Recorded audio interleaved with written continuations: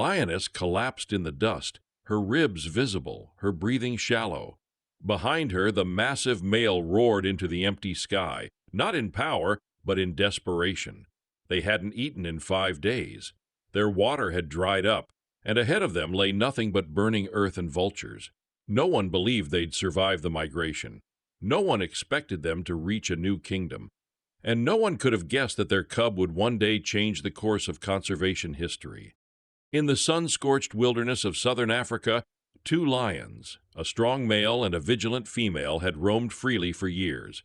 Their bond was silent but powerful, forged through countless hunts and dust-covered journeys across golden grasslands. They were rulers in their own right, guardians of a vanishing land. But the seasons betrayed them. The rivers that once danced under the moonlight turned to cracked scars in the earth. Antelope herds vanished. Wildebeest trails faded. Trees withered under the brutal sky. The wild no longer whispered life, it screamed survival. Hunger clawed at their bellies, and instinct drove them forward. The male, whose deep roar once kept rivals at bay, now roared to the stars for guidance. The female, whose grace had brought down countless prey, now limped from thirst and fatigue. Together they made the decision no lion makes lightly, to abandon their territory and head east toward something they could neither see nor smell, but desperately hoped existed: life. They crossed ravines where crocodiles waited in silence. They skirted the lands of hyenas who laughed at their weakness. They slept in shadows, waking at the slightest rustle. Every night the male lion stood guard, his mane catching the wind like a banner, while the female rested, gathering what little strength remained. Their journey stretched over hundreds of brutal kilometers. Then, one windless morning, the scent hit them like thunder, water, animals, life. The air carried something unfamiliar but promising: fences, vehicles, humans.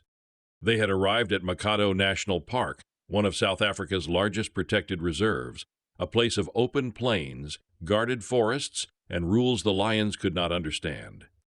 The male lifted his great head and let out a roar, not a challenge but a declaration: "We have come." From the hills above, 2 human eyes narrowed at the sound. Sifo, a veteran ranger with decades behind the wheel of a patrol land cruiser, immediately turned his engine toward the central river. Namsa, a sharp-eyed wildlife observer, already had her camera and field notebook in hand. Neither spoke, but both knew. Something new had entered the reserve. By mid-afternoon, the pair found signs they hadn't seen in years. Massive paw prints, deep, purposeful, and fresh, circled the banks of the river. A few strands of lion mane snagged on the edge of a low bush. A half-eaten hare lay nearby. Namsa knelt and touched the tracks. They were heavy, but not dragging, not weak. 2 of them, she murmured, and strong. Sifo nodded, but not from here. Namsa's pen moved quickly across the page. This wasn't a rogue male drifting through boundaries. This was a bonded pair, outsiders who had crossed a world to find sanctuary. And it was their job to ensure these strangers didn't turn into a problem or a tragedy. That night, the male lion's roar echoed across Makado's fields. It wasn't just a claim, it was a prayer.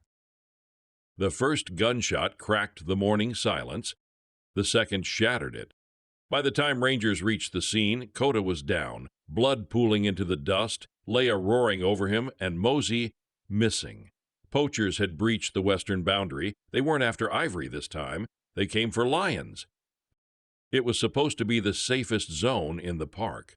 The western ridge, where the fire had driven Kota's family, had been declared a non-intrusion sanctuary.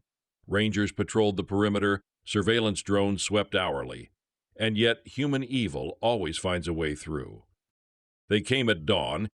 A trio of men armed with high-powered rifles and silencers slipped through a blind spot in the fence, an old elephant path no one thought would be used again. They knew what they wanted. A male lion's mane. A trophy. They tracked Kota with skill, clearly trained, possibly former militia. By the time the first shot rang out, it was too late.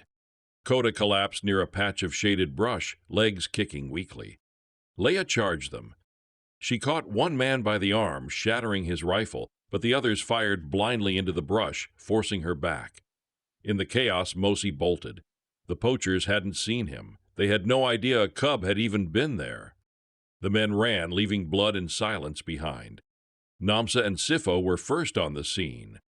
"Koda!" Namsa dropped beside him, her hands trembling. Blood soaked his side, the bullet just missing his lung, but he was alive, barely. Sifo scanned the area. "Where's Mosi?" Leia stood frozen, eyes darting, ears twitching. Then she let out a series of short, sharp growls, calls, desperate ones. No answer. It took hours. Finally, just before dusk, a rustle came from the tall grass near the ravine. Mosi stumbled out, legs shaking, eyes wide. He was covered in soot, thorns clinging to his coat, but he was unharmed. He had hidden in an abandoned aardvark burrow. Instinct, perhaps, or memory. Namsa knelt slowly and whispered, "He's safe?" That night, Koda was sedated and moved to the emergency field clinic inside the reserve. Leia and Mosi followed in a separate enclosure, never letting him out of their sight. The veterinary team worked into the morning. The bullet had to be extracted, the wound sterilized. For days it was uncertain if he would walk again. But Koda didn't give up. He stood, he limped, he healed, not out of pride, but for Mosi. Because in the weeks that followed, the cub stopped acting like a cub. He started watching, learning, practicing. Every morning, Mosi walked beside his father, not behind him. He mimicked his posture, his stare, his gait. And when a younger male lion dared step into the edge of their growing territory, it wasn't Koda who chased him off. It was Mosi. Barely 6 months old, mane still just a faint shadow, but eyes burning like fire. He roared his first real roar. It wasn't deep, it wasn't loud, but it was enough. The intruder fled. Leia stood tall on a nearby rock, watching her son. Namsa scribbled in her journal, blinking through tears. Mosi has claimed his first ground. The new king has risen. Weeks turned to months. Koda's limp never fully vanished, but he walked with power still. Leia hunted as fiercely as ever, and Mosi grew into his name, into his legacy. The pride was not just surviving. It had become something greater, a symbol. A story passed from ranger to ranger, from one child visiting the reserve to the next. A tale not just of survival, but of trust, fire, wounds, and healing. Mosi, the lion born of drought, storm, eagle, fire, and bullet, now roamed the savannah not as prey, but as promise. A living answer to the question, can the wild trust us again? And every time Namsa looked into his eyes, she knew, yes, but only if we earn it. The lioness let out a roar so sharp it shattered the morning silence. Blood stained the grass beneath her. The male lunged forward, fangs bared, toward Namsa. Sifo reached for his radio, but his hands trembled too hard to press the button.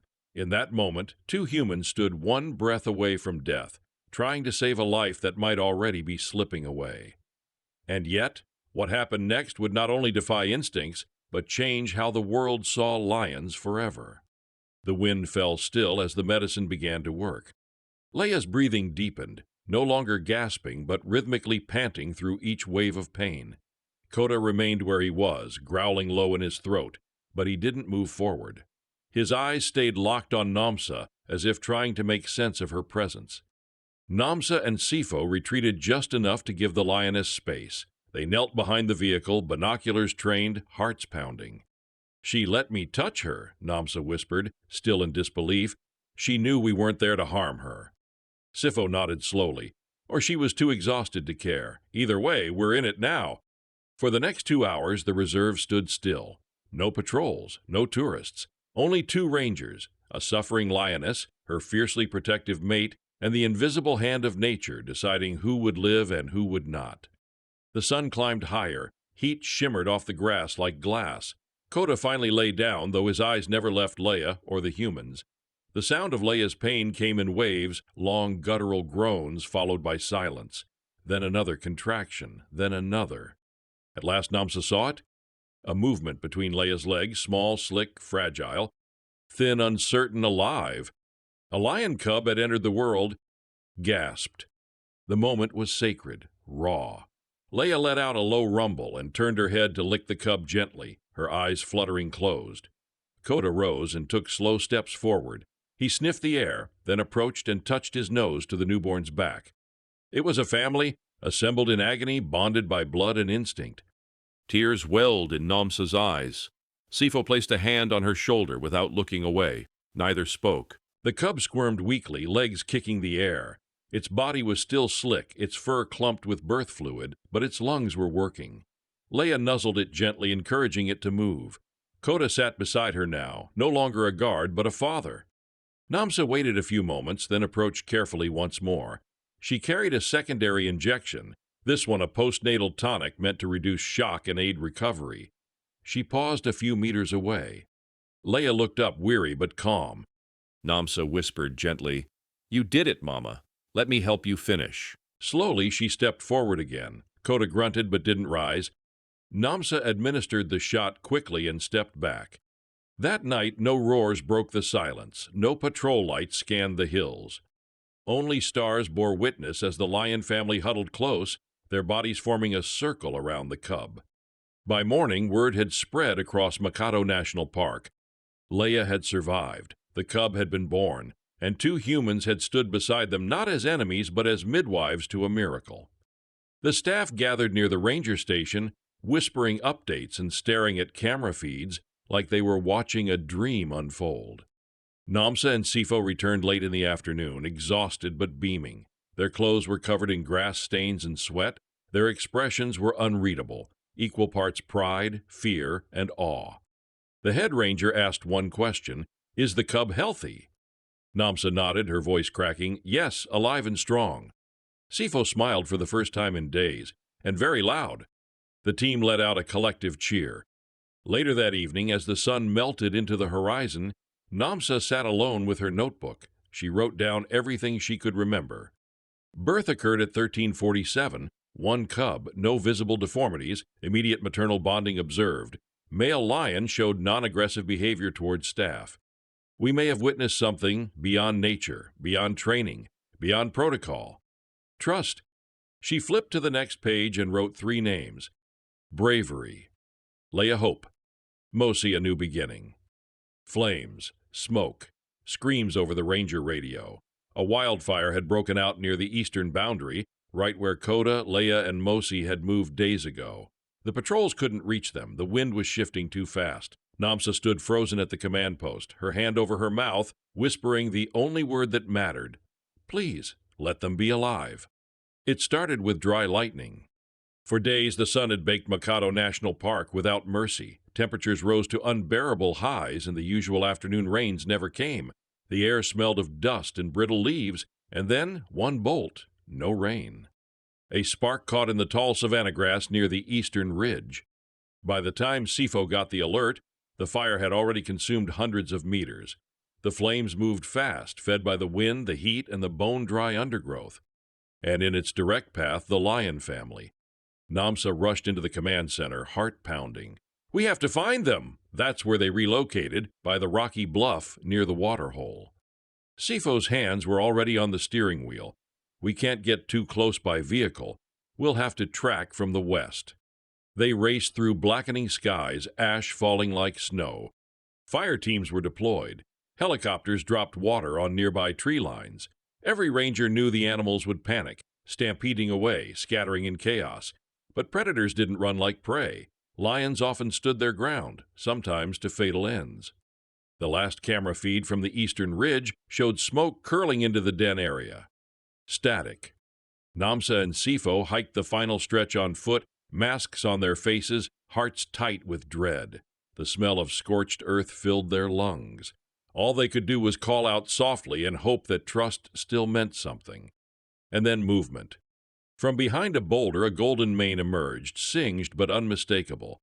Koda. He was limping, fur coated in ash, but his eyes were clear. Behind him, Leia carried Mosi in her jaws, his tiny legs limp but his body moving. Namsa dropped to her knees in relief. They had made it. The fire had chased them west, but Koda had fought through smoke to lead his family out. There were burns on his back legs. Leia had a small gash across her flank. But Mosi was alive, clinging to her neck, his small chest rising and falling. Namsa didn't approach, she just nodded once. Koda stared at her. Then slowly, unbelievably, he sat down, allowing Sifo to crouch nearby and open the first aid kit. Leia rested Mosi under a tree, panting heavily. They didn't run, they didn't growl, they stayed. For the first time in Mikado's history, a wild lion pair allowed open medical treatment. Sifo carefully cleaned Koda's burns, working slowly, speaking softly. Namsa checked Leia's wound from a respectful distance and tossed over a small syringe of topical antibiotic, which Leia didn't resist. And Mosey? He curled against his mother's paw, blinking sleepily, breathing slowly. Smoke had blackened his fur, but his spirit hadn't dimmed. Later that evening, as the fire teams finally declared the eastern zone under control, Sifo and Namsa returned to the station, quiet, stunned, and changed. "What just happened?" one junior ranger asked them. Namsa said softly, "A wild lion let me treat his wounds. That's what happened." The story spread fast. Veterinarians, conservationists, even the board of directors took notice. There were whispers of sending a film crew. International grants were mentioned, but Namsa refused the spotlight. "This isn't about us," she said. "It's about them, about what trust can build, even across species." In the days that followed, the lion family remained near the western ridge. Rangers kept the area undisturbed. Mosey recovered quickly, already back to chasing insects and attempting roars again. Koda's burns healed well, though the scars would remain. Leia's side closed neatly, her limp disappearing within a week. But something deeper had changed. Every time the patrol vehicle passed, Koda didn't move. Leia didn't stir. Mosey watched them like they were part of his world. Not a threat, not prey, just a presence. Namsa wrote in her notebook, "Fire is not always destruction. Sometimes it's rebirth." Mosey survived. That means the future did too. The patrol drone dropped from the sky, clawed out of the air by a massive martial eagle. When the camera feed went black, the last thing it showed was Mosey standing alone in the open, separated from his parents. Sifo slammed the brakes on the cruiser. Namsa's hands were already trembling over the tranquilizer kit. A cub that small, unprotected in the wild, was nothing more than an open target. If they were too late, this miracle would end in silence. The cub had survived attacks, weather, hunger, and the unknown, but now came a new danger: independence. Mosey was growing fast. Just under 2 months old, he was no longer the fragile, trembling bundle Namsa had first seen. He trotted now instead of crawling. He pounced clumsily on beetles, chased birds he had no hope of catching, and roared proudly at grasshoppers. But with growth came risk. As lion cubs explore, they often get curious, sometimes too curious, and on one fateful morning that curiosity nearly got him killed. Namsa had been watching the live drone feed over breakfast. Koda was resting under a fever tree. Leia had gone off on a solo hunt, visible in the thermal spectrum a few hundred meters east. And Mosey had wandered. At first it was innocent, sniffing the bones of an old carcass, rolling in dust, pouncing on shadows, but then he disappeared behind a rock ridge. Seconds later, the drone feed turned chaotic. A sudden swoop, a blur of feathers, claws, screeches. The image twisted wildly, and then the screen went black. "What happened?" Namsa shouted. Sifo ran to the comms panel. "Drone's down. Something hit it hard. From above." The next few seconds were a blur. Namsa and Sifo jumped into the patrol vehicle. Tires kicked up sand and gravel. Radio chatter buzzed in their ears. Coordinates locked. Mosey was last seen alone. No adults in visual range. The air felt too hot, the world too quiet. When they arrived, rifles slung but not raised, their eyes scanned everything. The drone carcass was found first, shredded, talons still etched into the frame. A nearby tree bore claw marks, and feathers littered the ground. "A martial eagle," Sifo muttered. "It tried to take him." But where was he? Namsa cupped her hands and called out softly, not words but sounds Mosey had heard since birth from a safe distance. Clicks, whistles. She didn't expect him to come, but she hoped. Minutes passed. Then movement. A small shape emerged from under a fallen log, covered in dust, shaking but alive. Mosey. He stumbled toward them with a weak, breathless cry. Behind him, Koda appeared from the brush, his golden mane bristling. He didn't roar. He simply walked past the humans and placed himself between them and his cub. No aggression, just warning. Namsa stepped back, tears in her eyes. "You found him," she whispered. "You got to him first." Koda gave her one glance, then turned to Mosey, who immediately collapsed against his father's front leg. That night, the drone team rewired a new surveillance unit and placed it farther from ground level. No more close flyovers. Mosey's near death shook the entire reserve. Every ranger signed off on tighter no-fly parameters for sensitive wildlife zones. Leia returned later that day, dragging a freshly killed steenbok. She growled briefly when she saw the drone remains, then immediately went to check Mosey. The reunion was tender. Mosey mewed and crawled under her chest while she licked his ears gently. Namsa made a note. Maternal and paternal instincts equally active.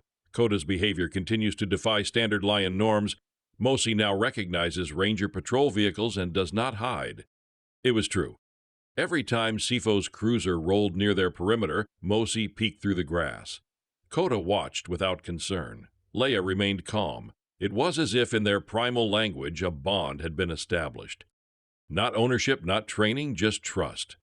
Soon the family moved territory. They relocated to a rocky outcrop overlooking the eastern waterhole, a safer, higher ground, perfect for raising a cub.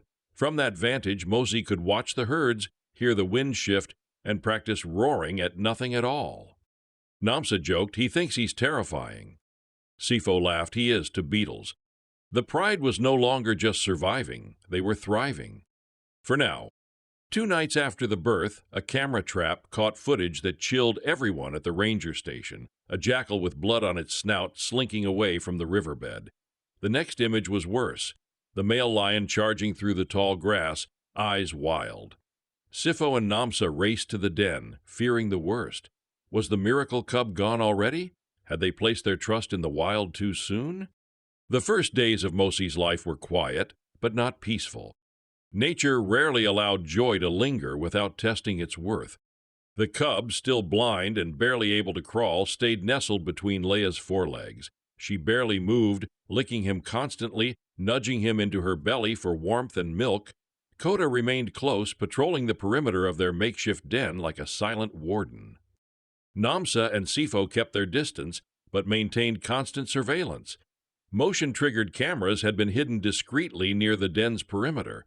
What they caught was both wondrous and worrying. On the third night, movement. A jackal slunk through the grass, drawn by the scent of blood and afterbirth. Its eyes glowed yellow in the infrared lens. It paused just 20 meters from the sleeping lions. Then 10, then 5. And then a blur. Koda lunged from the brush like a storm. The jackal barely escaped with its life, blood from a previous kill still fresh on its snout. The next morning, rangers found the male lion panting beside the den, fur bristling, his paws marked with fresh cuts. He had protected them without hesitation, without rest. But Namsa knew this was only the beginning. Mosey was fragile. The real test would be survival in the days to come. She and Sifo resumed close monitoring. Every morning they drove near the slope where the lion family had made their temporary home. They never approached, just watched, documented, and hoped. On the 5th day, Leia finally stood. She walked slowly, wobbly, Mosey in her mouth, and relocated to a new patch of grass deeper in the reserve. Namsa marked the GPS coordinates. Sifo noticed something else. Koda walked behind her now, a few paces back, always scanning. It was a behavior only seen in bonded pairs. Koda wasn't just a protector, he was a partner. As the days passed, the cub began to grow stronger. His eyes opened, his fur thickened. He began to squirm away from his mother's belly and nuzzle blindly at her face. Namsa smiled every time the video feed showed him trying, failing but trying to walk. "He's stubborn," she laughed softly one evening, "like his father." Sifo chuckled and curious, like someone else I know. Leia started to venture farther from the cub during the day, hunting small prey to keep her strength up. Koda remained behind, often lying beside Mosey, sometimes nudging him back toward the shade when he wandered too far. For a wild male lion to watch over a cub this way, it was extraordinary. By the 2nd week, the rangers decided to perform a quick aerial survey to check for other predators nearby. They found signs of hyena movement along the southern boundary, but too far to pose an immediate threat. Still, the rangers knew how fragile the balance was.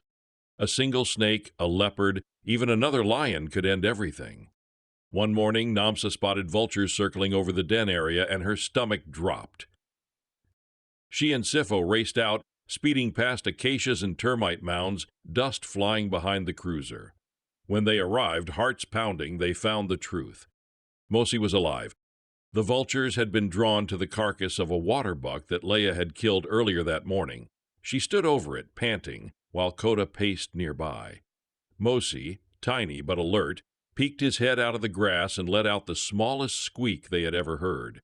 Namsa let out a breath she didn't realize she was holding. "Still here," she whispered, "still fighting." Sifo stared out the window, then quietly reached for his logbook. "That's the third attempt. First the jackal, then the snake pit, now the vultures." Namsa nodded. He shouldn't be alive, but he is. They sat in the vehicle for hours that day, watching from a distance as Mosey wobbled through his first clumsy steps toward his mother. Leia watched him closely.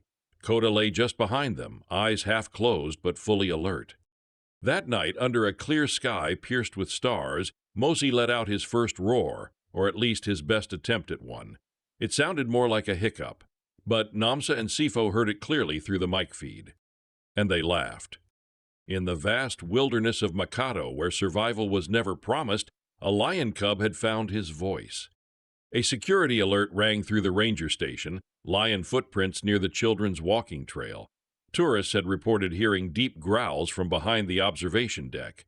Everyone feared the worst. A rogue lion had breached the inner zone. Rifles were loaded, helicopters were placed on standby. But when Sifo and Namsa reached the riverbank, what they found wasn't a threat. It was a love story, on the edge of collapse. In the days that followed, the two new lions began to settle, but uneasily. The male, soon dubbed Coda by the staff, was massive. His golden mane was streaked with dust, but his eyes were always watching. The female, more cautious, remained nameless for now. Her movements were slow, calculated. Her ears twitched at every human sound, a car door slamming, a walkie-talkie buzz, even the rustle of distant boots. They roamed close to the river, where impalas gathered at dawn and hares darted at dusk. Though they looked exhausted, they hunted with enough skill to survive. Coda took down a young antelope in silence, dragging it to the shade before tearing into its flesh. The female ate second, her eyes never leaving the trees. From a hidden overlook, Namsa watched through binoculars. "She's not just tired," she whispered. "She's off. Something's not right." Sifo adjusted the radio frequency in their truck. "You think she's sick?" Namsa shook her head slowly. "No, I think she's pregnant." Sifo froze. The thought had crossed his mind too, but no one wanted to assume such a delicate truth. A pregnant wild lioness entering a new territory was a dangerous equation. She'd be vulnerable. Her mate would be hyper-defensive. And worst of all, if complications arose during birth, human intervention might be impossible. Still, the signs were there. The lioness had a slight bulge in her abdomen, not fat but firm. Her breathing was shallow when resting. She often lay on her side, licking her belly gently, something only expectant mothers did. Namsa began tracking her behavior meticulously. Resting time, eating cycles, proximity to Coda, temperature of the area she chose to lie in. She sketched diagrams, measured distances, even noted how long Coda stayed on alert each night. The male's behavior confirmed their suspicions. He never left her side. 4 weeks passed, then 5. The lioness grew heavier, her gait more lumbering. Coda hunted alone more frequently, often returning with smaller kills, hares, birds, even porcupines. He always shared first with her, a rare behavior in the wild. Namsa had already chosen her name, Leia, meaning hope. By now, the rangers had grown protective of the couple. No tourists were allowed within 5 kilometers of the river zone. Drones were deployed occasionally to monitor the lions from the air, but kept at a respectful distance. Then came the morning that would shake the entire reserve. Namsa was reviewing footage from the previous night when she noticed something alarming. Leia had only moved 50 meters the entire night. Her breathing was strained, her hind legs seemed stiff, and her eyes, normally sharp, looked dulled in the moonlight. "She's going into labor," Namsa muttered, "but something's wrong." Sifo didn't hesitate. "Load the kit now." The medical case was packed in silence. Adrenaline pushed aside fear. The biggest risk wasn't the lioness, it was Coda. If he mistook their approach as an attack, he could kill both of them before they ever reached her. But they had to try. By the time they reached the edge of the lion's new den, a shady patch near the inner riverbank, they could hear her. Moaning, shallow gasps, a soft, repetitive cry that sent chills down Namsa's spine. Kota stood a few meters away, motionless except for his flaring nostrils. His ears were flat. His tail twitched low to the ground. As Sifo stepped out of the vehicle, the massive lion took one step forward. It wasn't a bluff. Namsa moved to the side slowly, her hands visible, her voice low and steady. "We're not here to hurt her. We're here to help." Kota didn't attack, but he didn't back down either. The two humans inched forward, tension wrapped around every breath. The sun hung low, casting red light across the tall grass. In front of them, Leia writhed again, pain carving her face. She was in trouble. Namsa reached into her bag and pulled out a specialized injection, a natural stimulant meant to strengthen uterine contractions. She held it in one hand, whispering softly as she crept toward the lioness. Kota let out a growl, low, thunderous, protective. Namsa stopped, looked at him, and then slowly crouched. Leia opened her eyes and did nothing. She didn't flinch, didn't snarl, didn't rise to flee. She simply watched Namsa, as if she knew. Namsa reached forward, placed a gentle hand on her heaving side, and administered the injection. Then she stepped back,